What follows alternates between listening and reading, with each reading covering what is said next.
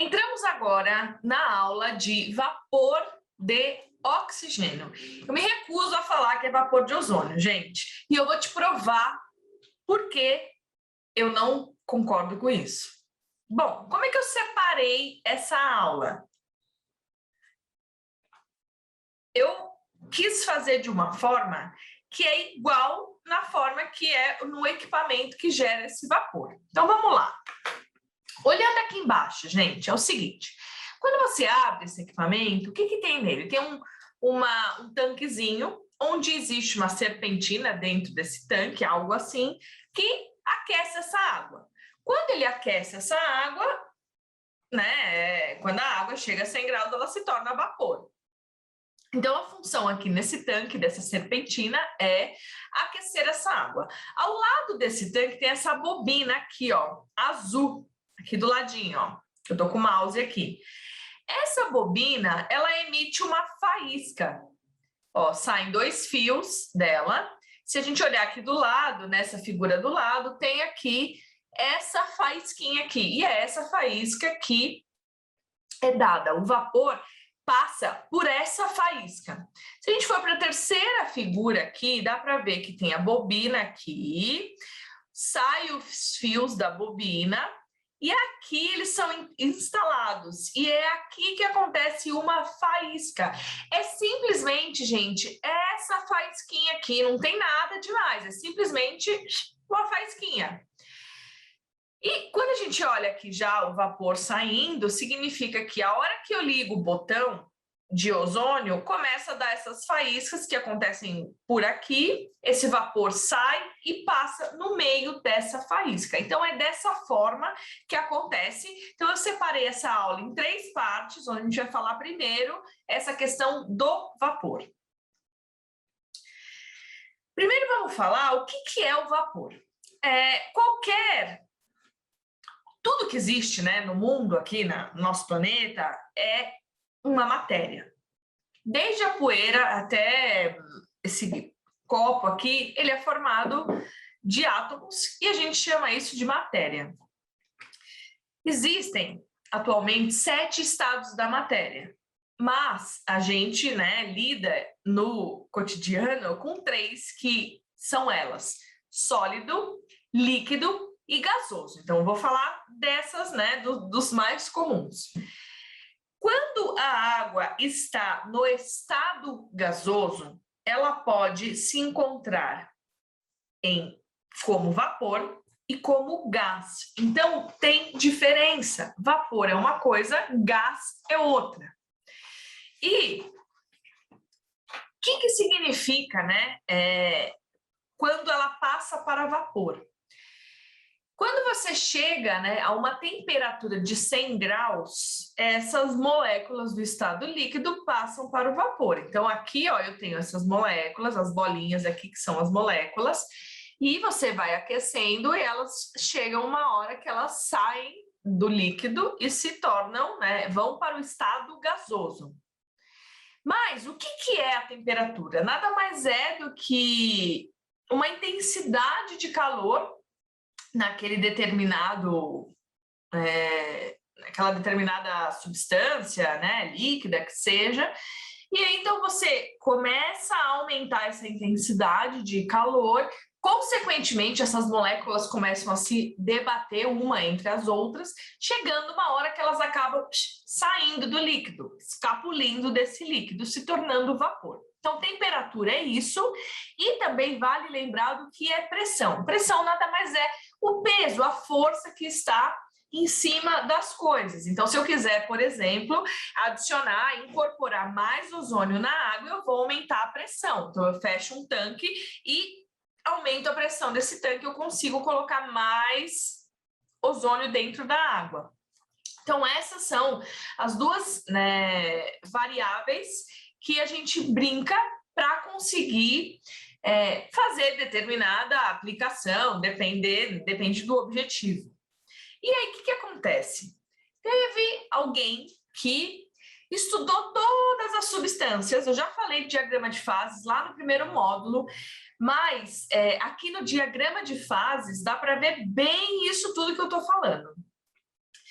O que é esse diagrama de fase? Simplesmente alguém foi, pegou as substâncias e ficou brincando com essa substância. No caso aqui, a água, ele aumentou a pressão, diminuiu a pressão, aumentou a temperatura, ele fez, né, várias relações para ver que em determinado valor de pressão e determinado valor de temperatura, em qual estado a água se encontrava. Então, a gente sabe que a 25 graus, a temperatura de 1 atm, a água ela é líquida.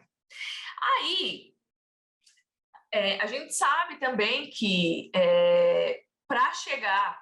para passar de líquido para vapor, a água precisa chegar a 100 graus. Se a gente olhar aqui, ó, o diagrama de fases, dá para ver que se eu tiver aqui, ó, a 1 atm de pressão e a 0 graus,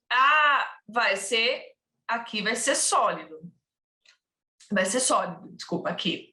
Se eu começar a subir essa temperatura acima de 0 graus, a água começa a se tornar líquida. E aí, a 1 atm a 100 graus Celsius, a água se torna vapor. Quando esse vapor chega a 374 graus, ele se torna gás. Então, assim, a primeira conclusão aqui que eu quero mostrar para vocês é que, para a água se tornar vapor, ela precisa ser aquecida até 100 graus. Então, a 100 graus, as moléculas que estão no líquido vão pularem para fora e se tornarem vapor. Agora, você pode me perguntar, tá, mas qual que é a diferença de vapor para gás? O vapor, eu consigo voltar esse vapor para outro estado simplesmente se eu mexer, se eu brincar apenas com a temperatura ou com a pressão. Então, se eu pegar uma dessas duas variáveis, mexer nela, eu consigo voltar o vapor para líquido. Agora, quando essa água chega a 374 graus, ela está no estado gasoso.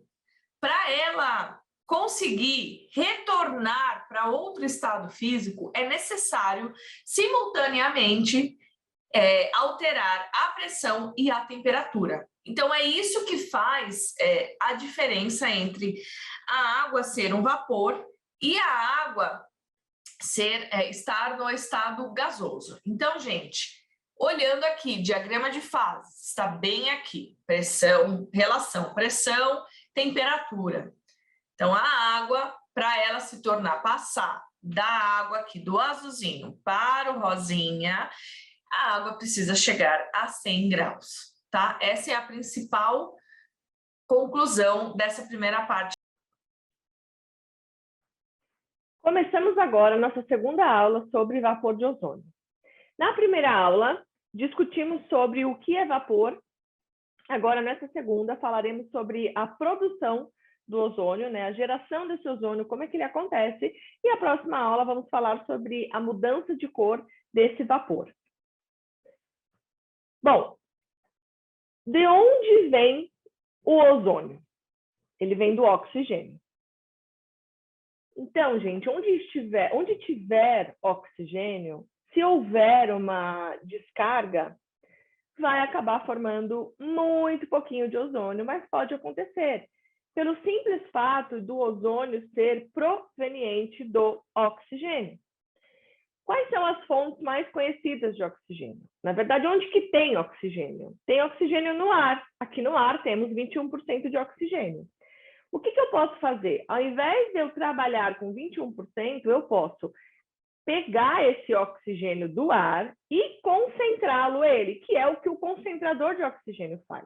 Ele remove o nitrogênio do ar e guarda esse oxigênio. E o cilindro é a mesma coisa. Ele separa esse oxigênio do ar por um processo diferente do concentrador. Claro que aqui, no caso, o cilindro tem uma pureza muito maior. Por isso que é usado na ozonoterapia. Então, a grande questão aqui é, o ozônio vem do oxigênio. E quando a gente está falando de vapor, né, esse vapor de ozônio, esse oxigênio, ele vem do ar, porque em nenhum momento tem algum concentrador, alguma parte de alimentação nesse gerador. desculpa, né, nesse vapor.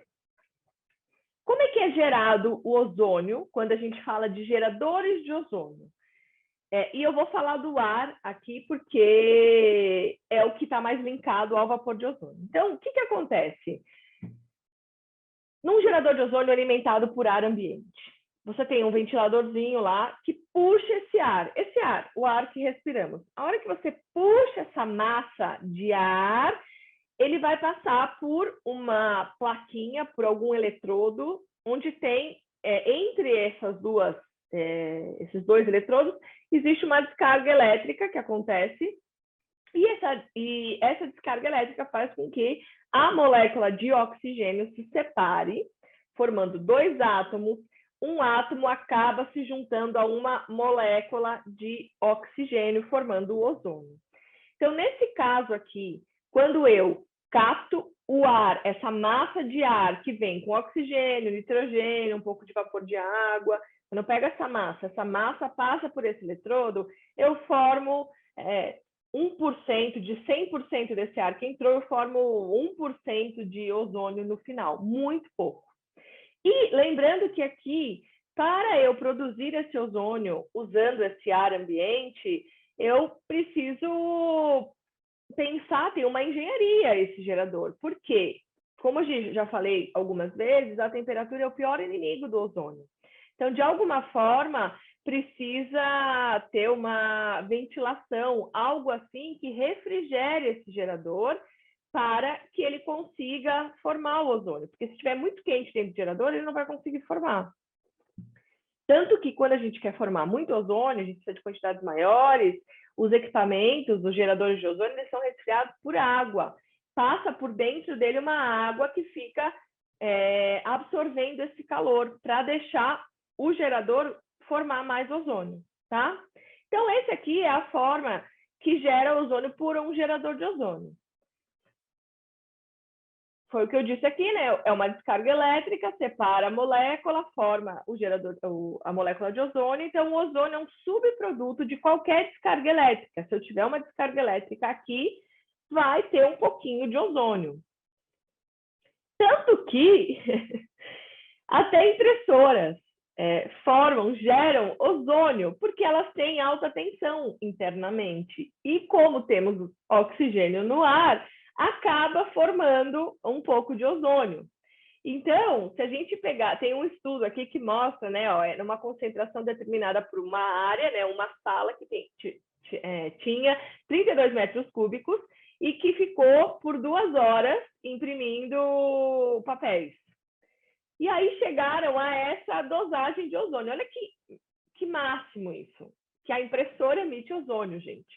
Então, aqui tem os modelos de impressora, e mostra aqui que essa impressora tal gera 0,001 ppm de ozônio.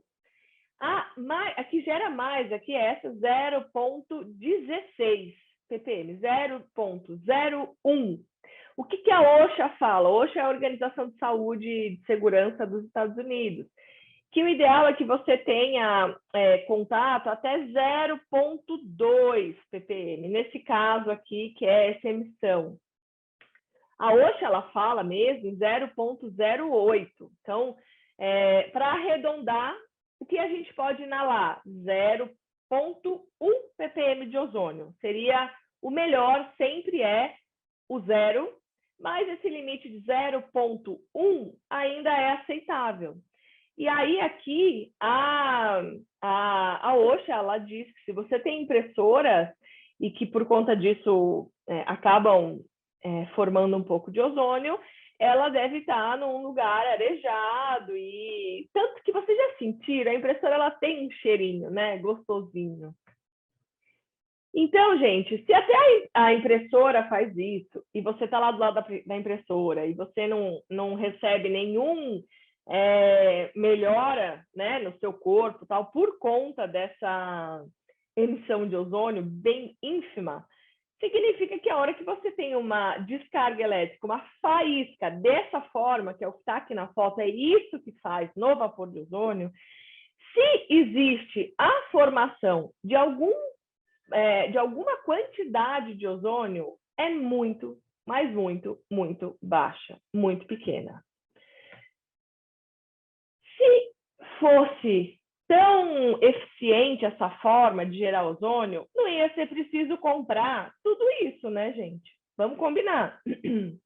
Se você precisa de um concentrador de oxigênio, de um cilindro de oxigênio, um gerador de ozônio, sabe, tem todo um investimento para você ter algo que realmente seja com qualidade e eficiente, o porquê que, né, se fosse tão bom essa questão desse vapor de ozônio, para que comprar, investir, gastar mais de 10 mil reais com tudo isso daqui, sendo que você pode ter uma faísquinha e emitir ozônio.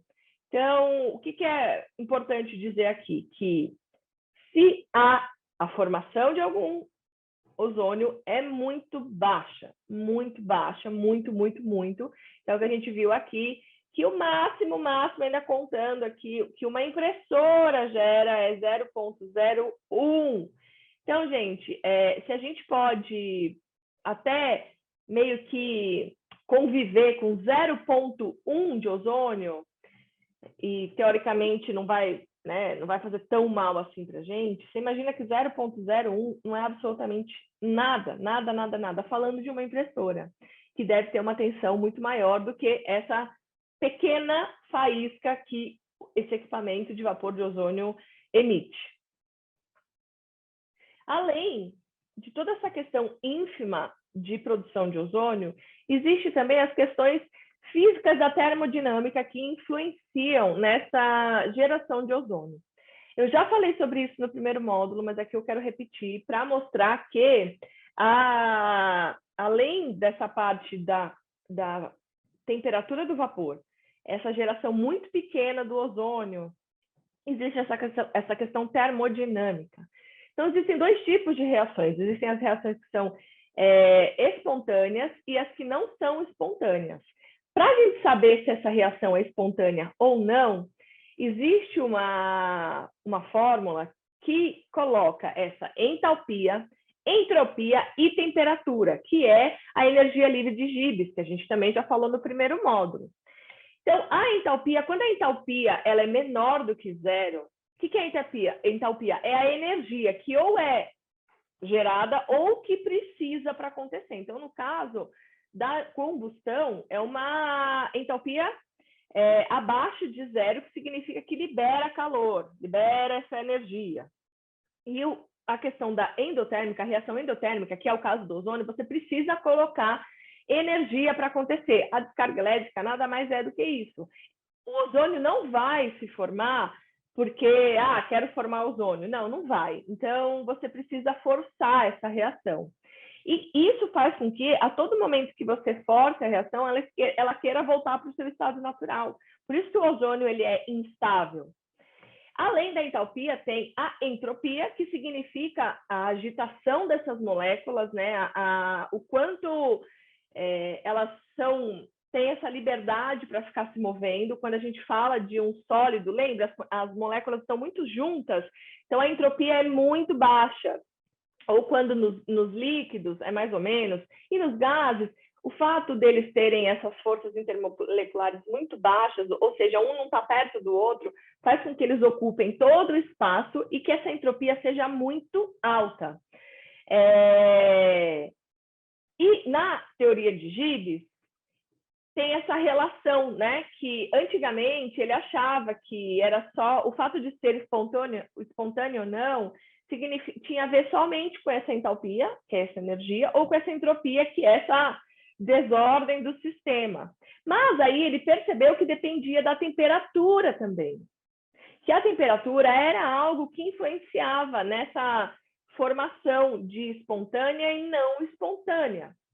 Então, aqui ele concluiu isso e ele chegou nessa fórmula, que eu já falei tudo isso no primeiro módulo, mas estou repetindo aqui porque é interessante. Então, na fórmula, quando ele mede isso, que é, né? A energia livre de Gibbs é isso, essa espontaneidade. Quando ele vai medir a espontaneidade da reação, existe aqui essa fórmula que mostra que entalpia menos entropia vezes temperatura. Então, a entropia está diretamente ligada à temperatura. Então, quanto maior a temperatura, maior será a entropia. Então, quando a gente pega essa reação ser espontânea ou não, a temperatura ela está totalmente relacionada a isso. Então, quanto maior a temperatura, menos ozônio teremos. Então, aqui o que eu quero mostrar para vocês que na questão da termodinâmica, existe aqui a energia livre de Gibbs, que demonstra se uma reação é mais espontânea ou não espontânea, e que essa fórmula, onde te mostra se é ou não, tem a temperatura dentro dela. Que na prática, minha gente, significa que quanto maior a temperatura, menor é a meia-vida desse ozônio, porque ele vai retornar, ele tende a retornar para a sua molécula original, que é o oxigênio. Então, quanto maior a temperatura, maior essa desordem do sistema, consequentemente, isso retorna a ser o oxigênio. Não é à toa que a gente vê aqui que quanto maior a temperatura, ó, veja aqui, se a gente pegar uma água com pH 7 a uma temperatura de 35 graus, ele vai ter uma meia-vida de 8 minutos. Significa que se eu tiver 1 ppm de ozônio nessa água, em 8 minutos eu vou ter 0,5, eu vou ter a metade. Então, aqui a gente está falando de 35 graus. Você imagina quando a gente fala de 100 graus, que é a quantidade, que é a temperatura do vapor. Menos ainda. Então, além da questão se tiver uma produção, se houver uma produção de ozônio com uma faísca, ela é muito baixa. Tem a questão também da temperatura que influencia demais. Então, se eu tiver no ambiente uma temperatura acima de 35 graus, que é o que acontece, dependendo do Nordeste e tal, eu vou ter menos ozônio. Eu não uso alimentação nesse negócio, é apenas uma faísca no meio do nada. Então, é uma geração baixa. E a temperatura extremamente relacionada à espontaneidade e à não espontaneidade das reações. Consequentemente, maior a temperatura, mais rápido essa molécula, se formada, voltará a ser oxigênio. E aí aqui também eu quero dizer que essa questão, né, da temperatura, que esse desempenho, quando existe um gerador de ozônio, a temperatura externa influencia demais o quanto que ele vai gerar interno, e aí aqui tem até o exemplo, ó. O que acontecerá se um gerador operar em temperatura de 30 a 35 graus? Aqui estamos falando de um gerador de ozônio, com resfriamento apenas com ar, né? Quando não tem a água passando por ele.